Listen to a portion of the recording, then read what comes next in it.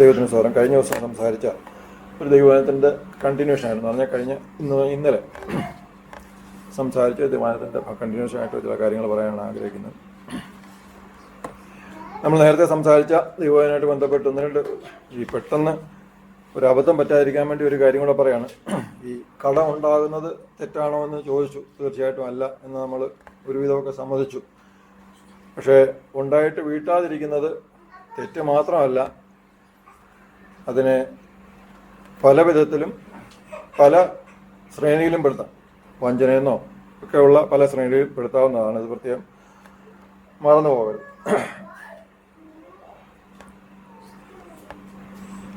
സ്നാനത്തിലൂടെ യേശുക്രിസ്തുവിനെ സാക്ഷീകരിച്ചവരാരെങ്കിലും പരിശുദ്ധാത്മ നിറവിൻ്റെ അന്യഭാഷ അടയാളം അനുഭവിക്കാത്ത ആരെങ്കിലും ഉണ്ടെങ്കിൽ വളരെ വ്യക്തമായി കേട്ടുകയാണ്. യേശുക്രിസ്തുവിനെ സ്നാനത്തിലൂടെ സാക്ഷ്യപ്പെടുത്തിയതിനു ശേഷം പരിശുദ്ധാത്മ നിറവിൻ്റെ അന്യഭാഷ അടയാളം ഇതേവരെ പ്രാവർത്തികമാക്കിയിട്ടില്ലാത്തവർ പോകുന്നതിന് മുമ്പ് എന്നോട് ഒന്ന് കണ്ടൊന്ന് പറഞ്ഞിട്ട് പോകണം. നിങ്ങൾക്ക് വേണ്ടി പ്രാർത്ഥിക്കണം, നിങ്ങളെ ഉപദ്രവിക്കാനൊന്നും. അല്ലെങ്കിൽ നിങ്ങൾക്കറിയാമല്ലോ എൻ്റെ ഇപ്പോഴത്തെ അവസ്ഥ അതിനൊട്ടും പറ്റുന്നതല്ല. നിങ്ങൾക്കത് ഉണ്ടാകണമെന്ന് ഞാൻ ആഗ്രഹിക്കുന്നു. കാര്യം നിങ്ങളത് പ്രാപിക്കണമെന്ന് പോലും ഞാൻ പറയാറില്ല. ആ പ്രയോഗം പോലും തെറ്റായിട്ടാണ് ഞാൻ വിലയിരുത്തുന്നത്. നിങ്ങൾക്കറിയാം എൻ്റെ കാരണം. അത് കാരണം ഞാൻ പറയാൻ ആഗ്രഹിക്കുന്നത് ദൈവത്തിന് സ്തോത്രം. ഞാനിന്ന് പറയാൻ ആഗ്രഹിക്കുന്നത് ഒന്ന് പരിച്ഛേദന, ഹൃദയ പരിച്ഛേദന, അതിനോടൊപ്പം വിശുദ്ധി, ഇങ്ങനെ ചില കാര്യങ്ങൾ സമ്മിശ്രമായിട്ടാണെന്ന് പറയാം. ദൈവത്തിന് സ്തോത്രം. ഞാനങ്ങനെ പറയാനുണ്ടാകുന്ന ഒരു കാരണം, നമ്മളിന്നലെ സംസാരിച്ചപ്പോൾ ദാവീദിനെ കുറിച്ചാണ് ജോസ് സംസാരിച്ചത്. വളരെ നന്നായിട്ട് ഭൂമിയെ കൈവശമാക്കുവാനുള്ള വിവിധ അവസ്ഥകളെക്കുറിച്ച് നന്നായിട്ട് സംസാരിച്ചു. ദൈവത്തിന് സ്തോത്രം. 37-ാം സങ്കീർത്തനത്തിൽ വിവിധ സ്ഥലങ്ങളിലായിട്ട് അതിനുള്ള കാര്യങ്ങളെക്കുറിച്ച് ദൈവവചനം സംസാരിച്ചിരിക്കുന്നത് നമ്മൾ കേട്ടു. ആ സമയത്തുണ്ടായ നമ്മൾ പറയുകയും കേൾക്കുകയോ ചെയ്ത ഒരാശയമാണ് പഴയ നിയമ വിശ്വാസിയായിരുന്ന ദാവീദ്. തീർച്ചയായിട്ടും ദാവീദിൻ്റെ ഒരു പ്രത്യേകത നമ്മൾ ഇന്നലെ സംസാരിച്ചാണെന്ന് പറഞ്ഞാൽ, ദാവീദിനെ ദൈവത്തിൻ്റെ ഹൃദയപ്രകാരമുള്ള മനുഷ്യൻ എന്ന് പറയുമ്പോൾ നമുക്ക് ഏറ്റവും ആശ്വാസം തരുന്നൊരു സംഗതി, പാപം ചെയ്യാത്തൊരു മനുഷ്യനെ കുറിച്ചല്ല ദൈവം സങ്കല്പിച്ചിരിക്കുന്നത്. ആദാമിന് ശേഷമുള്ള മനുഷ്യൻ പാപം ചെയ്യും എന്നുള്ളത് തന്നെയാണ് ദൈവം നമ്മളെക്കുറിച്ച് കരുതിയിരിക്കുന്നത് എന്ന് തന്നെയാണ് അതിൻ്റെ ഒരു വസ്തുത. രണ്ടാമത്തത്, നമ്മൾ ഇന്നലെ സംസാരിച്ചാണ്, ഏത് പ്രശ്നം വന്നാലും അത് പാപമാണെങ്കിൽ പോലും ദൈവത്തിൻ്റെ അടുത്തേക്ക് ചെല്ലാൻ കാണിച്ച ദാവീദിൻ്റെ മനസ്സ് അല്ലെങ്കിൽ സ്വഭാവം.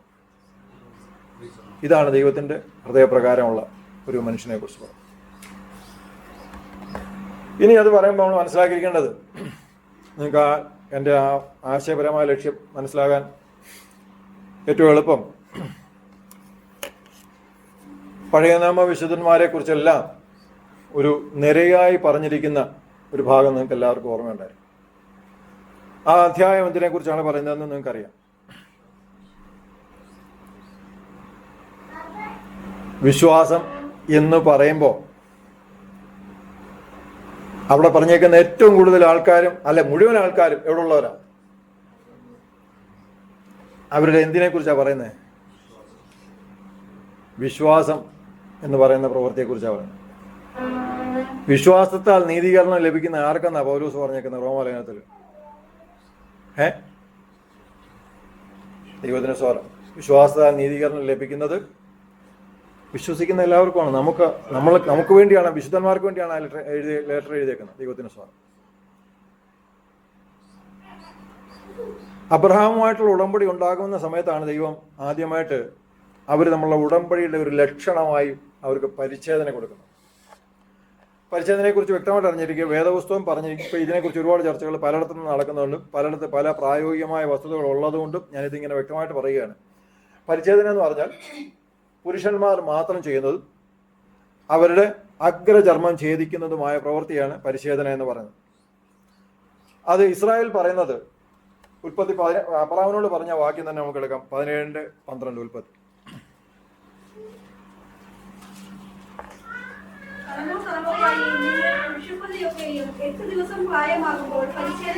മതി. 8 ബാക്കിയൊക്കെ പല കാര്യങ്ങളുണ്ട്. 8 ദിവസം പ്രായമാകുമ്പോൾ പരിച്ഛേദനയാണ്. ഇനി മറ്റൊരു കാര്യം കൂടെ അറിഞ്ഞിരിക്കുക. യേശുക്രിസ്തുവിനെ കൊണ്ട് 8-ാം നാളിൽ ദൈവാലയത്തിൽ പോയതായിട്ട് പറയുന്നുണ്ട്, പരിച്ഛേദന ചെയ്തതായിട്ട് പറയുന്നില്ല. അത് ശ്രദ്ധിച്ചോണം. നമ്മൾ പറയുമ്പോൾ ഈ പ്രത്യേകിച്ച് പരസ്പരം മറ്റേതെങ്കിലും വിശ്വാസങ്ങളോടൊക്കെ സംസാരിക്കുമ്പോഴോ അങ്ങനെ ആശയപരമായി എന്തെങ്കിലും സംസാരം ഉണ്ടാകുമ്പോൾ ഈ കാര്യമുള്ള ശ്രദ്ധിക്കണം. കാര്യം ഇല്ലാത്ത കാര്യം ഇല്ല എന്നും ഉള്ള കാര്യം ഉള്ളതെന്നും വളരെ വ്യക്തമായിട്ട് അംഗീകരിക്കാനും പറയാനും നമുക്ക് മനസ്സുണ്ടായിരിക്കണം. അതിനകത്ത് ഒരു കുരുക്കം ഉണ്ടാകത്തില്ല എന്നുള്ളത് ഒരു സംശയമില്ല. ഇനി ഇതിനെക്കുറിച്ച് സാധാരണ ആദ്യമായിട്ട് എല്ലാ മനുഷ്യൻ്റെയും ചിന്താഗതി വരുന്നൊരു വസ്തുത, സൃഷ്ടിയിൽ എന്തെങ്കിലും പോരായ്മയുണ്ടോ? ഉണ്ടെങ്കിൽ ദൈവം അത് ആദ്യമേ പരിഹരിക്കുന്നതല്ലായിരുന്നോ ശരി?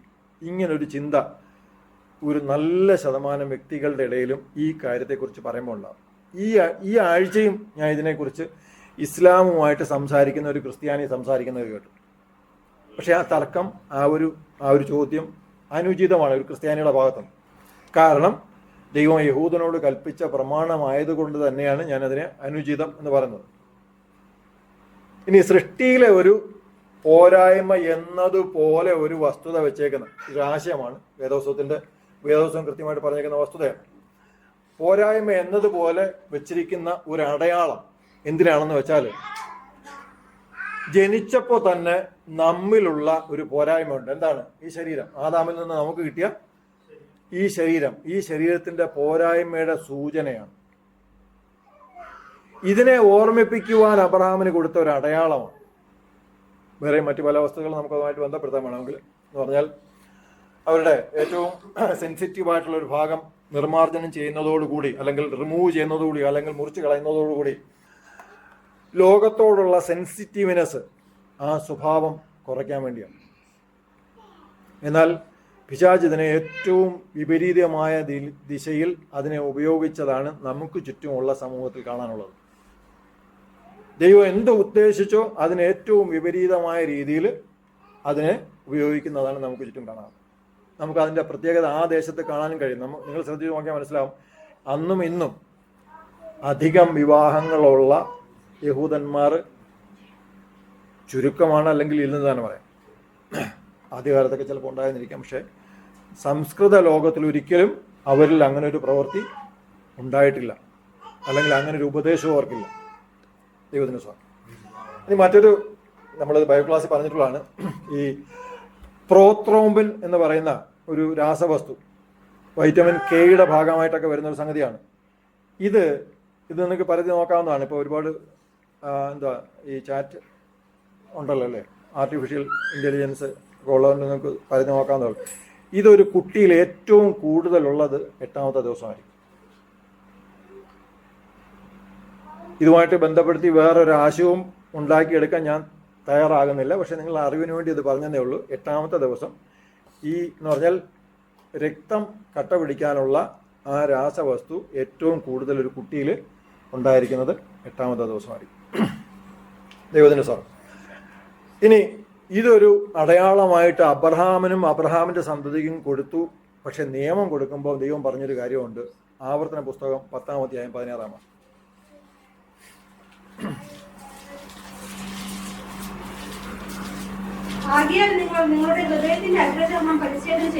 മതി. 30-6.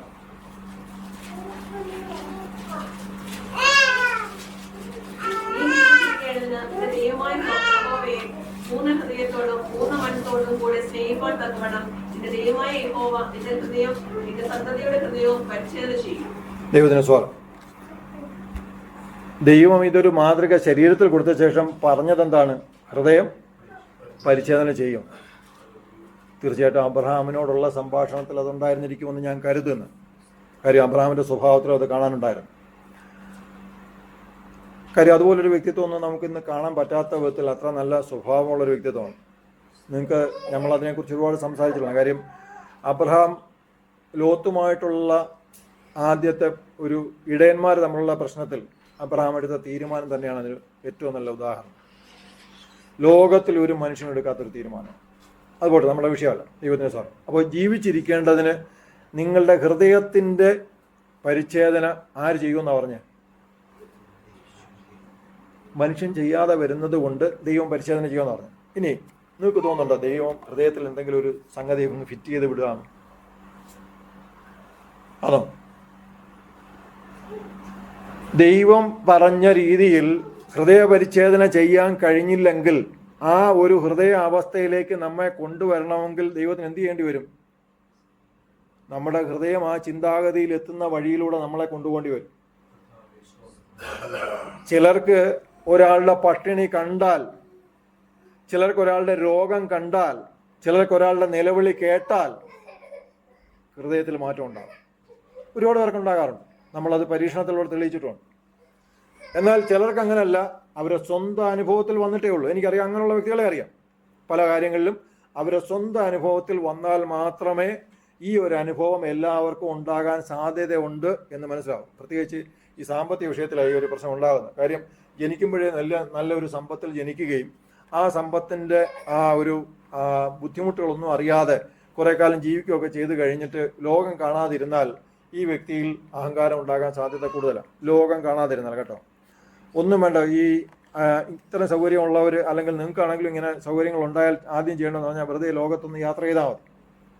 എവിടെയെങ്കിലുമൊക്കെ ചുമ്മാ യാത്ര ചെയ്താൽ മതി. വെറുതെ ഈ ഫ്ലൈറ്റിൽ കയറിപ്പോൾ എയർപോർട്ടിൽ ഇറങ്ങിയിട്ട് തിരിച്ചു വരുമല്ല ചെയ്യേണ്ടത്. ആ ലോകത്തിറങ്ങി ജനങ്ങളോടൊന്ന് സമ്മതിക്കണം. പറഞ്ഞാൽ ഓരോ സ്ഥലത്ത് വെറുതെ വണ്ടിയൊക്കെ നിർത്തി ആ ദേശത്തെ ജനങ്ങൾ എങ്ങനെ ജീവിക്കുന്നു, അവരെങ്ങനെ, അവിടുത്തെ വരുമാന മാർഗം എന്ത്, അവരുടെ സംസ്കാരം എന്ത്, അവരുടെ കഴിഞ്ഞ തലമുറകൾ എങ്ങനെയായിരുന്നു, ആ രാജ്യം എങ്ങനെ ഉണ്ടായി, ഇങ്ങനെയുള്ള ചില കാര്യങ്ങളെക്കുറിച്ചൊക്കെ ചോദിച്ച് അറിയുകയൊക്കെ ചെയ്ത് കഴിയുമ്പോഴത്തേക്ക് കുറേശ്ശെ നമുക്ക് ആ ഒരു വ്യത്യാസം മനസ്സിലാവും. അല്ലെങ്കിൽ ജീവിതത്തിൽ അനുഭവങ്ങളുണ്ടാകും. ദൈവത്തിന് സ്വാഗതം. അപ്പോൾ ദൈവത്തിന് കൽപ്പന അനുസരിക്കാതെ വന്നാൽ എന്ത് ചെയ്യേണ്ടി വരും?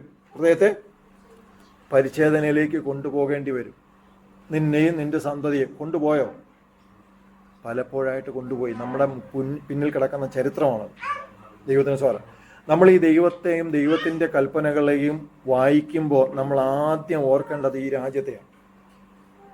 കാര്യം ഇതിനകത്ത് പറയുന്നത് പോലെ ഈ രാജ്യം നമുക്ക് പിന്നിൽ കിടക്കുക. ഇസ്രായേൽ എന്ന് പറഞ്ഞ രാജ്യം, ഈ രാജ്യം നമുക്ക് പിന്നിൽ കിടക്കുമ്പോൾ നമുക്ക് ദൈവത്തെക്കുറിച്ച് വേറെ ഒരു തെളിവും വേണ്ട. എത്ര കാര്യം നോക്കിയാലും, നമ്മൾ ഈ പറയുന്ന ഏത് ദൈവവചന ഭാഗത്തേക്ക് നോക്കിയാലും നമുക്കൊരു തെളിവും വേണ്ടാതെ ഇത് നമുക്ക് മുന്നിൽ കിടക്കും. ഇത് കഴിയുമ്പോഴാണ് ദൈവം നമ്മോട് പറയുന്നത് ഹൃദയത്തിന് അടുത്തത് എന്ത് ചെയ്യേണ്ടി വരും? ഹൃദയം എഹെസ്കേൽ പ്രവാചകന്റെ പുസ്തകത്തിലേക്ക് വരുമ്പോഴത്തേക്ക് പറഞ്ഞ്, ഞാൻ ഈ ഒരു ഹൃദയം പുതിയതായിട്ട് മാറ്റി വെച്ചിരുന്നു. എന്താ കാര്യം? മറ്റതൊരു പണിയും ചെയ്യാൻ പറ്റാത്ത വിധം മോശമായിപ്പോയി, മോശമാണ് എന്ന് പറഞ്ഞാൽ മനുഷ്യന് സ്വതന്ത്രമായി ചിന്തിക്കാനുള്ള സാവകാശം കൊടുത്തത് കൊണ്ട് മാത്രം ആ മനുഷ്യൻ എന്തായി? ഏറ്റവും ദുഷ്ടത അവൻ്റെ ഉള്ളിൽ കുമിഞ്ഞുകൂടി. അതും ബാല്യം മുതൽ ഇത് കൂടിക്കൊണ്ട് വന്നുകൊണ്ടിരിക്കുക എന്നാണ് ദൈവം പറയുന്നത്, ദൈവവചനം പറയുന്നത്. ദൈവത്തിന് സ്വാഗതം. അപ്പോൾ ദൈവം ഇത് പറയുമ്പോൾ, ഇത് മനസ്സിലാകുമ്പോൾ നമ്മൾ നമ്മുടെ ഹൃദയത്തെ നിസാരമായി എടുക്കരുത്. നമ്മുടെ ഹൃദയം നല്ലതാണെന്നുള്ളൊരു തോന്നലൊന്നും നമുക്കുണ്ടാകരുത്. നമ്മുടെ പ്രവൃത്തി കൊണ്ട് മാത്രം നമ്മളെ ദൈവം വിലയിരുത്തുന്നു എന്ന് ചിന്തിക്കരുത്. നമുക്കൊരു ഭക്തനായിട്ടൊക്കെ ഇവിടെയുള്ള പ്രവൃത്തികളൊക്കെ നേരെയാക്കിയാൽ കൊണ്ടുപോകാം. പക്ഷേ ദൈവത്തിൻ്റെ മുമ്പിൽ ഈ ഹൃദയം കൂടെ നേരെയാക്കിയാലേ കൊണ്ടുപോകാൻ പറ്റും. അവിടെ ഒരു അസൂയ ഇരുന്നാലും മരിക്കുന്നവരെ കൊണ്ടുപോയാലും നമ്മൾ ഒരു പ്രവൃത്തി ചെയ്തില്ലെങ്കിൽ പോലും ചോദ്യം ഉണ്ടാകും. ഞാൻ അതിനായിട്ട് നല്ലൊരു ഉദാഹരണം പറയാം. ഞാൻ എഹെസ്കേൽ പ്രവാചകന്റെ വാക്യം വായിക്കാതെ പോവാണ് കേട്ടോ. നമുക്കെല്ലാവർക്കും അറിയാവുന്നതാ ഈ സക്കായിയുടെ മാനസാന്തരത്തെക്കുറിച്ച്, അല്ലേ? ആ സംഭവത്തെക്കുറിച്ച് പറയേണ്ട കാര്യമൊന്നുമില്ല. ആ 19:8 വാക്യം ഒന്ന് വായിച്ചു.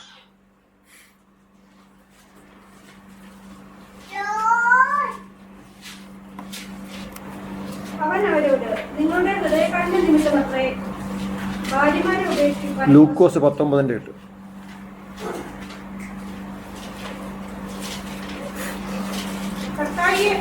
സക്കായിയും നിന്ന് കർത്താവിനോട്, കർത്താവേ, എന്റെ വസ്തുവകയിൽ പാതി ഞാൻ ദരിദ്രർക്ക് കൊടുക്കുന്നുണ്ട്. വല്ലതും ചതിവായി വാങ്ങിയിട്ടുണ്ടെങ്കിൽ 4 മടങ്ങ് മടക്കി കൊടുക്കുന്നു എന്ന് പറഞ്ഞു. മതി. സക്കായി ഇതിനകത്ത് ലാസ്റ്റ് ഭാഗം ഒന്ന് കട്ട് ചെയ്ത് തന്നിരിക്കട്ടെ.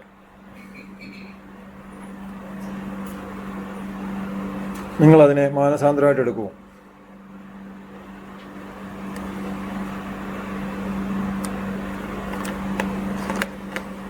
എടുക്കത്തില്ല എന്ന് ആർക്കെങ്കിലും അഭിപ്രായമുണ്ടോ? നിങ്ങൾ എടുക്കത്തില്ലായിരിക്കും. കുമ്പനാടും എടുക്കും, മുളക്കഴി എടുക്കും. ഒരു സംശയമില്ല. കാര്യം എന്തുവാ? ഭയങ്കര ഒരു ചാരിറ്റിയാണ് ചെയ്തേക്കുന്നത്.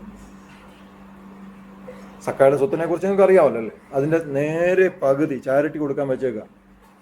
അംഗീകരിച്ചാൽ കിട്ടാൻ പോകുന്ന ഇപ്പം നമ്മൾ പറയുന്ന 5 ഇടത്തേക്ക് ഈ പൈസ മുഴുവൻ പോകും. അംഗീകരിച്ചില്ലെങ്കിലോ 5 പൈസ എങ്ങും കിട്ടാൻ പോകുന്നില്ല. അപ്പോൾ ഏറ്റവും നല്ലത് എന്തുവാ? നിന്റെ മാനസാന്തരം തൽക്കാലം ഞങ്ങൾ വയലിൽ സ്വീകരിക്കുക.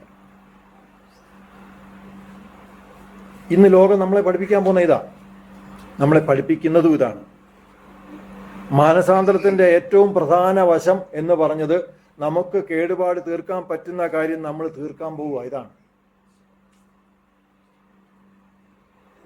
ഇതാണ് ദൈവം തരുന്ന ഹൃദയത്തിൻ്റെ പ്രത്യേകത.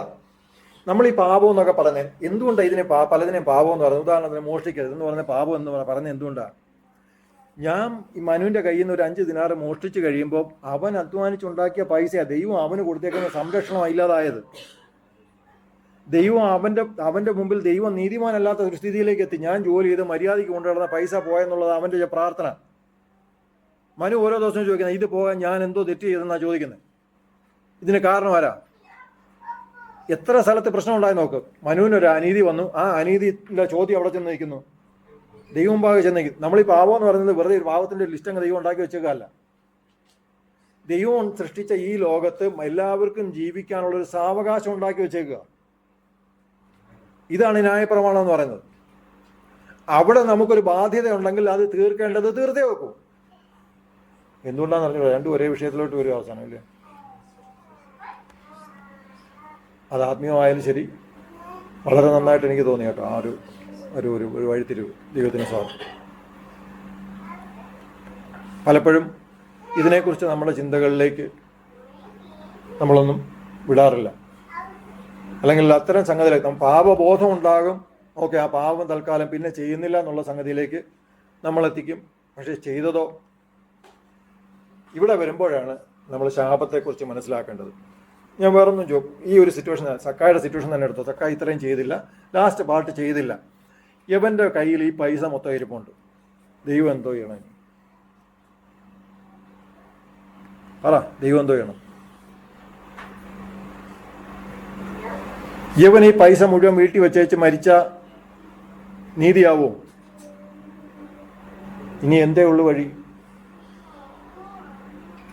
RCC പോലെ എന്തെങ്കിലും ഉള്ളു വഴി. ഞാനൊരു ചെറിയ സാഹചര്യത്തെക്കുറിച്ച് പറഞ്ഞതന്നെ ഉള്ളൂ. പലപ്പോഴും നമ്മൾ ശാപം എന്നൊക്കെ നമ്മളോട് പലരും പറയുന്നുണ്ടെങ്കിൽ, പ്രത്യേകിച്ച് ഇതൊക്കെ നമ്മുടെ മേൽ നിലനിൽക്കണമെന്നുണ്ടെങ്കിൽ നമ്മൾ വഴിയുണ്ടാക്കിയാലേ ഉള്ളൂ. നമ്മൾ അനുഭവിക്കുന്നത് എന്താണെന്ന് തീർച്ചയായിട്ടും നമുക്ക് ബോധ്യം ഉണ്ടായിരിക്കണം. അതല്ല എന്നുണ്ടെങ്കിൽ അതിൻ്റെ പേരിൽ നാം ചോദ്യം ചെയ്യപ്പെടും. ദൈവത്തിന് സ്വാഗതം. നമുക്ക് ഈ ലോകത്ത് സകല അനുഗ്രഹങ്ങളും ദൈവം വെച്ചിട്ടുണ്ട്. ഇതൊന്നും ഒരു ഭക്തന് നിഷിദ്ധമല്ല. സമ്പത്തുണ്ടാകുന്നത് നിഷിദ്ധമല്ല, സമ്പത്ത് അനുഭവിക്കുന്നത് നിഷിദ്ധമല്ല, ഇതൊന്നും നിഷിദ്ധമല്ല. പക്ഷേ അയോഗ്യമായത് നമ്മുടെ മേൽ വന്നു ചേരുന്നത് തീർച്ചയായിട്ടും ദൈവം ആഗ്രഹിക്കാത്തതാണ്. മാത്രമല്ല ദൈവം അതിനെ ചോദ്യം ചെയ്തിരിക്കും. ദൈവത്തിന് ഞാൻ മറ്റൊരു ഭാഗത്തേക്ക് പോവുകയാണ്. ഈ വിശ്വാസികൾക്ക് ഈ മനസ്സിലാകാത്ത ചില അർഹതകളെക്കുറിച്ച് പലപ്പോഴും നമ്മൾ പരിഗണിക്കാറില്ല. നമ്മളെപ്പോഴും ലോകത്ത് നമുക്ക് ജീവിക്കാൻ കഴിയാത്ത ഈ ലോകം ഭക്തന് യോജിച്ചതല്ല. അതിന് കാരണം മറ്റൊന്നാണ്. എന്ന് പറഞ്ഞാൽ ഈ ഭക്തന്റെ പ്രവൃത്തിക്ക് യോജിച്ചല്ല ഈ ലോകം, അതിനെതിരായിരിക്കും എന്നും ലോകം സംസാരിച്ചുകൊണ്ടിരിക്കുന്നത്. കാരണം ഭക്തൻ ഏറ്റവും അവസാനം പറയാൻ പോകുന്ന ആരുടെ രാജ്യത്തെക്കുറിച്ചാണ്? ക്രിസ്തുവിൻ്റെ രാജ്യത്തെക്കുറിച്ചാണ്. ആരുടെ സ്നേഹത്തെക്കുറിച്ചാണ് പറയാൻ പോകുന്നത്? ഈ സ്ഥലം എത്തുമ്പോഴത്തേക്ക് ഭക്തൻ ഈ ലോകത്ത് അനുയോജ്യനല്ലാതെ വരും. എന്നാൽ നമുക്കറിയാവുന്ന 2 പേരുണ്ട്, 2 മക്കളുണ്ടായിരുന്ന ഒരു മുടിയനായ പുത്രൻ എന്ന് പറയുന്ന ആ ഒരു സംഭവം, അല്ലെങ്കിൽ ആ പറഞ്ഞ ഒരു ഉദാഹരണം. അവിടെ ആ മൂത്ത മകനെ ഏറ്റവും അവസാനം അവനോട് അപ്പൻ പറയുന്നൊരു വാചകമുണ്ട്. 15 ലൂക്കോസ് 15:31. അതിനവൻ അവനോട്, മകനെ, നീ എപ്പോഴും എന്നോട് കൂടെ ഇരിക്കുന്നുവല്ലോ, എനിക്കുള്ളതെല്ലാം നിന്റേതാകുന്നു. മതി. ഈ സ്വത്ത് ആരുടെയാ? ഈ സ്വത്ത് മുഴുവൻ ആരുടെയാ? ആ സ്റ്റേറ്റ്മെന്റ് എടുത്താൽ നമുക്ക് കൃത്യമായിട്ട് പറയാൻ പോലും ഒക്കത്തില്ല. ഇപ്പം ഞാൻ പറയാ, ഇപ്പം ഞാൻ അപ്പനും ഇദ്ദേഹം മോനുമാണെന്ന് വെച്ചു, ഞാൻ പറയാം എൻ്റേത് മുഴുവൻ നിൻ്റെയാണ് എന്ന് പറഞ്ഞാൽ ഇദ്ദേഹത്തിനുള്ളതേ എനിക്കുള്ളൂ എന്ന്. തിരിച്ചും പറയാം, അദ്ദേഹത്തിന് തിരിച്ചും പറയാം, അപ്പനുള്ളതേ എനിക്കും ഉള്ളൂ എന്ന് പറയാം. എന്ന് പറഞ്ഞാൽ 2 പേരും ഓണർഷിപ്പാണ് അവിടെ. 2 പേർക്കും അവകാശമുണ്ടെങ്കിലും ഇദ്ദേഹം എന്തോ ചെയ്തുകൊണ്ടിരിക്കുക? അപ്പനോട് പിന്നെ ചെന്ന് ചോദിച്ചുകൊണ്ടിരിക്കുക. നമ്മുടെ അവസ്ഥ അതല്ല. നമ്മളെ മക്കളാകുവാൻ തിരഞ്ഞെടുത്തു. യേശുക്രിസ്തുവിൻ്റെ സഹപൗരത്വം നമുക്ക് ലഭിക്കുന്നു, അല്ലെങ്കിൽ ആ അവകാശമാണ് നമുക്ക് ലഭിക്കുന്നത്. ഇവിടെ നിൽക്കുമ്പോഴും നമ്മൾ യാചനയുടെ ഭാഗത്തല്ല. ദൈവത്തിന് സ്വാഗതം. അപ്പൻ എന്തുണ്ടോ അത് നമുക്കും ഉറപ്പായിട്ടുമുണ്ട്. ഇവിടെ നമ്മൾ തിരിച്ചറിഞ്ഞേക്കേണ്ട ഒരു വസ്തു, നമ്മൾ കഴിഞ്ഞ ദിവസം കൊലോസി ലേഖനം പഠിച്ചാണ്, പഠിക്കാത്തവർക്ക് വേണ്ടി മാത്രം പറയുകയാണ്. പലപ്പോഴും നമ്മൾ വിലയിരുത്തിയിട്ടുള്ളത്, അല്ലെങ്കിൽ നമ്മളെ പഠിപ്പിച്ചിട്ടുള്ളത്, ഈ ലോകത്തെ ചില നൈമിഷികമായ ചില വസ്തുതകളെ ഉപേക്ഷിച്ച് കഴിയുമ്പോൾ നമ്മൾ വിശുദ്ധരാകുകയാണ്. കൊലോസി 2:21 മുതലുള്ള ഒരു 3 വാക്യം ഒന്ന് വായിച്ചു.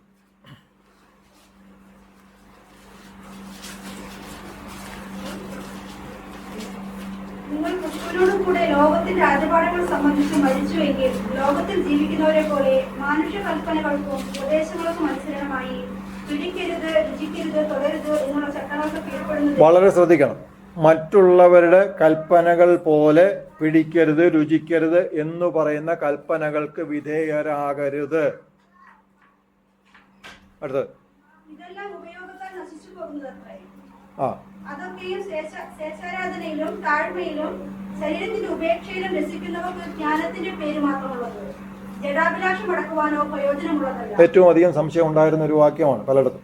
ജഡാഭിലാഷം അടക്കുക പ്രയോജനമുള്ളതല്ല എന്ന് പറയുന്നത് സകല ജഡാഭിലാഷവും അടക്കാതെ സകല തോന്നിവാസവും കാണിക്കണമെന്നല്ല പറയുന്നതിൻ്റെ അർത്ഥം. അതിന് മുൻപ് പറഞ്ഞിരിക്കുന്ന പല കാര്യങ്ങളുമുണ്ട്. ഈ പേരിലുള്ള സംഗീതങ്ങളൊന്നും അടക്കരുത്. ഞാൻ ചില ഉദാഹരണം പറയാം. എല്ലാ ലോകത്തും സന്യാസ ജീവിതമുണ്ട്. മുൻകാലങ്ങളിൽ വിവിധ ആരാധനകൾ എന്ന് പറഞ്ഞാൽ യൂറോപ്പിലൊക്കെ മറ്റ് പല ആരാധനകളുടെ ഭാഗമായിട്ട്, ഗ്രീക്ക് രാജ്യത്ത് അവരുടെ ആരാധനകളുടെ ഭാഗമായിട്ട് അതിൻ്റെയൊക്കെ ചില റെമിനിസൻസ് എന്ന് പറയാം, അല്ലെങ്കിൽ ചില അവശിഷ്ടങ്ങൾ ഇന്നും അവിടെ പലയിടത്തുമൊക്കെ നിലനിൽക്കുന്നുണ്ട്. ഇത് നമുക്ക് ഒരു പ്രത്യേക കഴിവ് തരും എന്ന് നമ്മളെ പഠിപ്പിക്കുന്ന ഒരു വസ്തുതയാണ്. ശരിയായിരിക്കാം, അതിനകത്ത് പലതും സിദ്ധിച്ചിട്ടുള്ള മനുഷ്യർ അന്നുമുണ്ട്, ചിലർ ഇന്നുമുണ്ട്. ചിലതൊക്കെ നമ്മളിപ്പോഴും വീഡിയോ കാണാറുണ്ട്. സിദ്ധികൾ തീർച്ചയായിട്ടും ഉണ്ടാകാം. മനസ്സിനെ ശരീരത്തെ അടക്കി കഴിയുമ്പോഴത്തേക്ക് മറ്റു പല കാര്യങ്ങളും എല്ലാ മനുഷ്യരും ചെയ്യാൻ കഴിഞ്ഞേക്കാം. ഇതിനെക്കുറിച്ച് ഒന്നും പറയുന്നില്ല. പക്ഷേ ഇത് നിങ്ങളെ ദൈവം മുമ്പിൽ നീതീകരിക്കുന്നതല്ല എന്ന് പറഞ്ഞാൽ നമ്മൾ ഈ പറയുന്ന വിഷയവുമായിട്ട് ഇതിന് യാതൊരു ബന്ധവും ഇല്ല. നിങ്ങൾക്ക് അങ്ങനെ ഒരു സന്യാസ ജീവിതം നടത്തി നിങ്ങളുടെ ശരീരത്തെയും ആ മനസ്സിനെയും അടക്കിക്കൊണ്ട് നിങ്ങൾക്ക് ആ കാര്യം ചെയ്യാൻ പറ്റുമെന്നുണ്ടെങ്കിൽ നിങ്ങൾ ചെയ്തോ. പക്ഷെ അത് നിങ്ങളും ദൈവമായിട്ടുള്ള നീതീകരണത്തിൽ ഒരു ഭാഗവും വഹിക്കാൻ പോകുന്നില്ല. ഇതാണ് ഈ പറഞ്ഞതിൻ്റെ അർത്ഥം. മനസ്സിലാവും? ഇനി നിങ്ങൾ ഭക്ഷണ ക്രമീകരണം ചെയ്തു,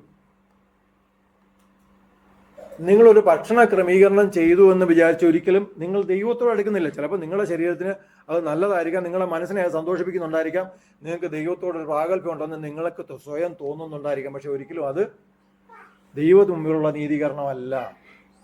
ദൈവത്തിന് സ്വാഗതം.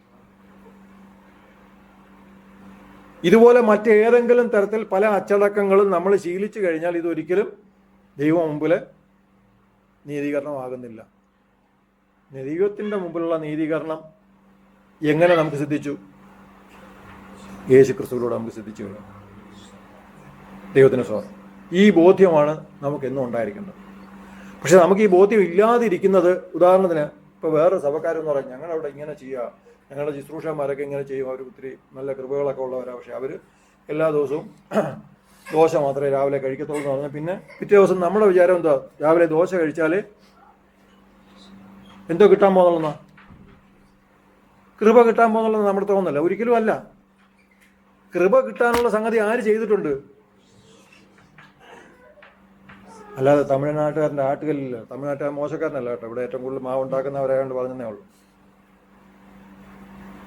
കൃപ കിട്ടാനുള്ള സംഗതി ആര് ചെയ്തു കഴിഞ്ഞു? യേശുക്രിസ്തു ചെയ്തു കഴിഞ്ഞു. ദൈവത്തിന് സ്തോത്രം. മറ്റൊരു കാര്യം, കുറച്ചുകൂടെ നമ്മളുടെ ചിന്താഗതികൾക്ക് മാറ്റം വരേണ്ടത്, നമ്മളിന്ന് ഒരു സങ്കര ഇനമായ കൂട്ടത്തിലാണ് നമ്മൾ വസിക്കുന്നത്. പല ലോകത്തിലുള്ള ജനം ഒരുമിച്ച് വസിക്കുന്ന സ്ഥലത്താണ്. അത് നമ്മുടെ തൊഴിലിടങ്ങളിലായാലും നമ്മുടെ ആരാധനാ സ്ഥലങ്ങളിലായാലും നമ്മളെ ഇനിയിപ്പോൾ കുടുംബങ്ങളിൽ പോലും അങ്ങനെയുള്ള സാഹചര്യത്തിലേക്ക് കടന്നു വന്നിരിക്കുക എന്ന് പറഞ്ഞാൽ രാജ്യങ്ങൾ മാറി കുടുംബജീവിതത്തിലേക്ക് പ്രവേശിക്കുന്ന ആൾക്കാരുടെ എണ്ണം വരെ കൂടിയിരിക്കുക. ഇങ്ങനെ വരുമ്പോഴത്തേക്ക് നമ്മളൊരല്പം കൂടെ വിശാലമായി ഇത്തരം ചിന്താഗതികളിലേക്ക് വരേണ്ട ഒരു വസ്തു. ഉദാഹരണത്തിന് ഈ നമുക്കറിയാം, ഒരു മീഡിയയൊക്കെ ഇട്ടുകൊണ്ട് ഒരു 18-നും 25-നും ഇടയ്ക്ക് പ്രായമുള്ള ഒരു സഹോദരി നമ്മുടെ ഏതെങ്കിലും നാട്ടിലൊരു സഭായോഗത്തിനൊക്കെ വന്നു കഴിഞ്ഞാൽ 3 പ്രസംഗം വന്ന് ഉറപ്പായിരിക്കും. കൃത്യമായിട്ട് ഇന്നത്തെ ഈ സോഷ്യൽ മീഡിയ ഭാഷയിൽ പറഞ്ഞാൽ അവർക്ക് പൊങ്കാല. ഞാൻ ചുമ്മാ സങ്കല്പത്തിനായിട്ട് പറയാം, ഈ ബിക്കിനി മാത്രം സ്ത്രീകൾ ഇടുന്ന വേറൊരു ലോകം ഉണ്ടെന്ന് വെച്ചു, അവിടോട്ട് ഇവർ ചെന്നാലുള്ള സ്ഥിതി എന്താ?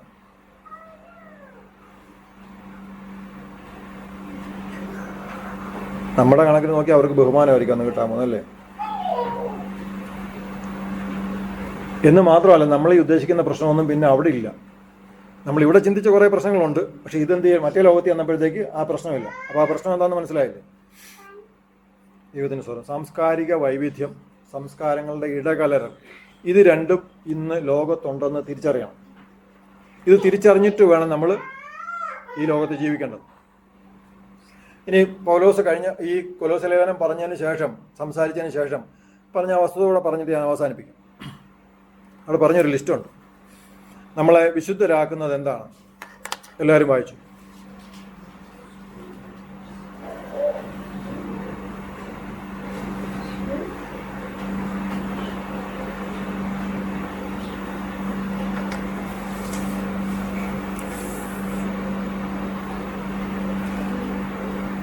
എല്ലാവരും വായിച്ചല്ലോ.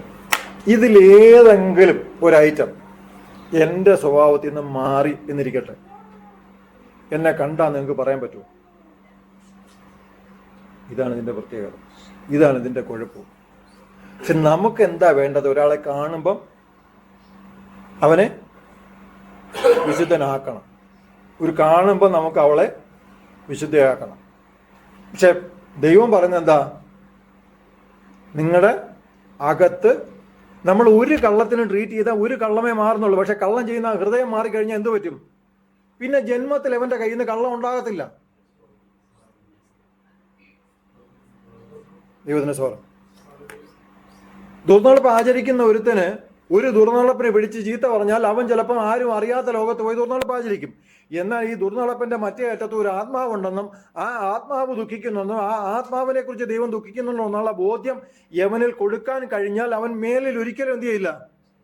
ദുർനടപ്പ് ആചരിക്കത്തില്ല. ദൈവവചനം ഇതാണ് പറയാൻ ശ്രമിക്കുന്നത്.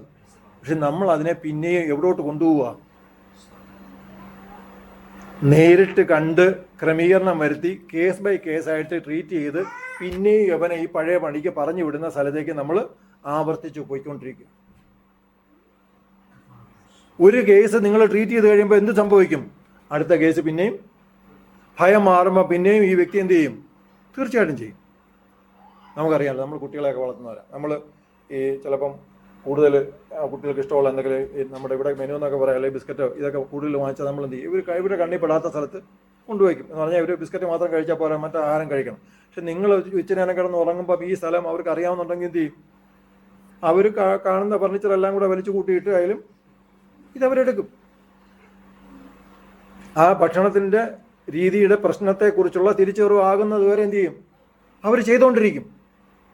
എന്നാൽ ആ തിരിച്ചറിവായി കഴിഞ്ഞാലോ പിന്നെ കണ്ണാട് മുമ്പിൽ നിന്ന് തിരിഞ്ഞും പിരിഞ്ഞു വെച്ച് പിന്നെ പച്ചല പോയി തിന്നാൻ തുടങ്ങും.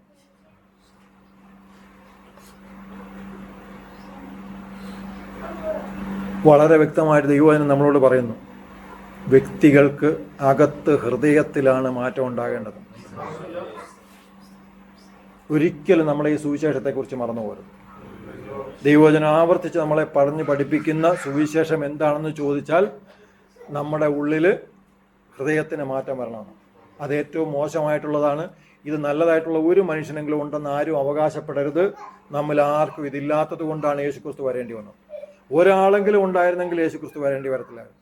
ദൈവത്തിന് സ്വാഗതം. നമ്മളെല്ലാ ഹൃദയങ്ങളും മോശമാണ്. ഇതിനെ യേശുക്രിസ്തു മാറ്റി കഴിയുമ്പോഴാണ് തീർച്ചയായിട്ടും ഇതിനകത്തുനിന്ന് സൽപ്രവർത്തികൾ ഉണ്ടാകുന്നത്. ദൈവത്തിന് സ്വാഗതം. ഇതിനകത്ത് തുടങ്ങേണ്ടത് അവിടെയാണ്, പുറമേ ചികിത്സിക്കരുത്. ഒരു വ്യക്തിയെയും, പാപത്തിലായിരിക്കുന്ന ഒരു വ്യക്തിയെയും ജീവിതത്തിൽ ഒരിക്കലും നിങ്ങൾ പുറമേ ചികിത്സിക്കാൻ ശ്രമിക്കുന്നത്. തെറ്റുകളിനോട് യോജിക്കണം എന്നല്ല ഈ പറയുന്നതിൻ്റെ അർത്ഥം. പക്ഷേ ഒരിക്കലും നമ്മൾ ആ സംഗതിയെ പുറമേ ചികിത്സിക്കാനല്ല ശ്രമിക്കുന്നത്. അതിൻ്റെ റൂട്ട് കോസ് എന്താണെന്ന് പറഞ്ഞാൽ, അതിൻ്റെ ഉള്ളിലുണ്ടാകുന്ന വികാരം എന്താണെന്ന് പറഞ്ഞാൽ അതിനെ മനസ്സിലാക്കി ചികിത്സിക്കണം.